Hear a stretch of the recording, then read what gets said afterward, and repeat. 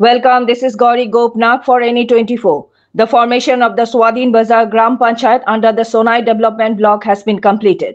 Ruba Begum Lashkar was nominated unopposed for the post of president. However, an election was held for the vice president position in which Zaidul Haq Lashkar was elected.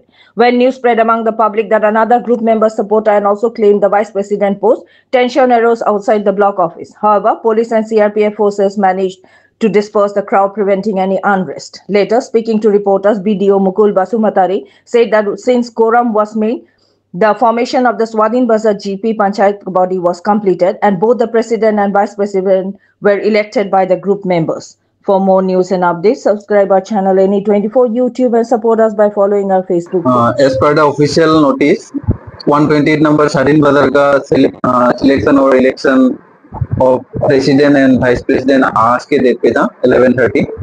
আজকে স্বাধীন বাজার জিপির panchayat body গঠন হয়েছে একটু আগে সোনাই ব্লকে। তা প্রথমে সুষ্ঠুভাবেই পঞ্চায়েত রুমা বেগমকে সিলেকশন করেছেন মেম্বাররা, আর দ্বিতীয়তে আবার ভাইস প্রেসিডেন্ট জাইদুল হক ভাইস প্রেসিডেন্ট নির্বাচন হয়েছেন। এর মধ্যে দিয়া ভাইস প্রেসিডেন্টের ওনাদের কিছু কথা ছিল।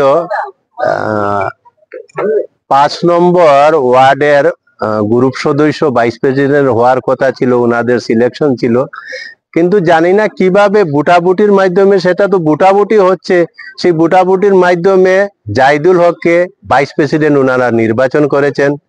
তা আমি আশাবাদী যে ওনারা সুষ্ঠুভাবে এই জিপির উন্নয়ন করবে বা সবাইকে গ্রুপ সদস্য সবাইকে নিয়ে ওরা জিপিকে চালিয়ে